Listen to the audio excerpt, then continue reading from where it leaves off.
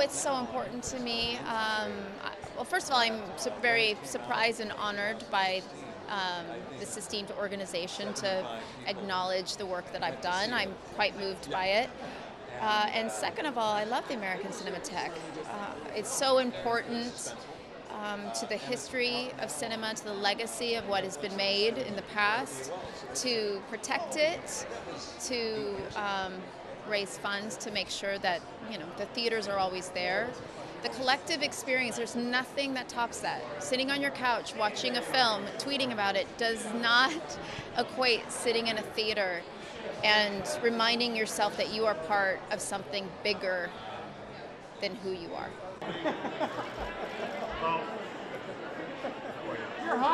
Well, I remember when I was young, I went to see The Goonies, and I remember just being floored by it and awed by it. The idea that these children could save the day. Being a child myself, I just got goosebumps thinking about it. It's a memory I haven't really thought about in a long time.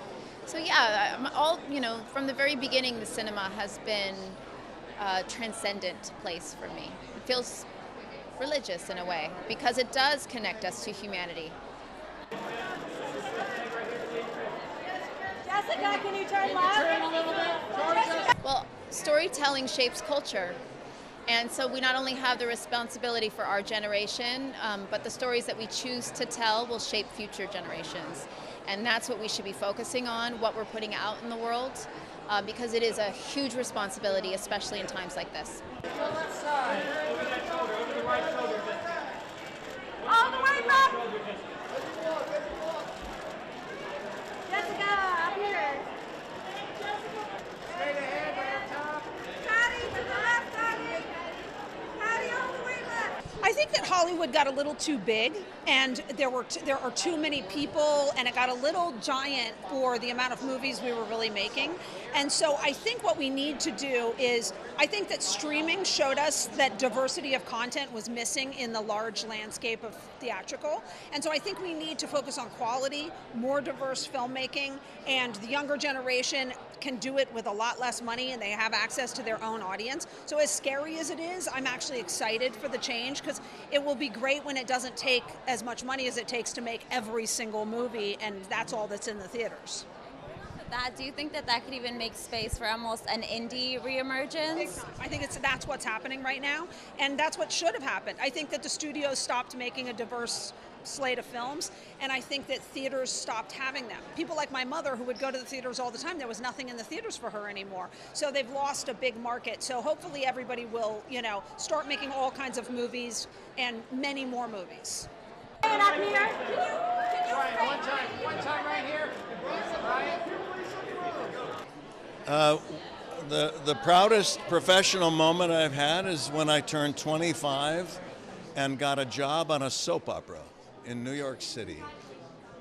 For some reason, it felt like I crossed a threshold, and from that moment on, I thought, oh, I can do this. I can make this happen. And all I really wanted to do was be able to be an actor for the rest of my life, and that's all, just act. And from the age 25 to now, where I'm 40, I've done nothing but act. So that's it. That'll always be it. Girls up above. I've actually had a number, to be honest. Okay, I mean, that first movie that I did was a movie called Heart Like a Wheel, and you never forget the first one, right? And then I had a fabulous experience making a movie with Terry Gilliam as a director called 12 Monkeys. And of course the Dark Knight trilogy was very special. City of Angels has a very soft place in my heart because it's dedicated to my first wife who passed away during the making of it. And American Hustle and Three Kings is also very special. And of course Oppenheimer.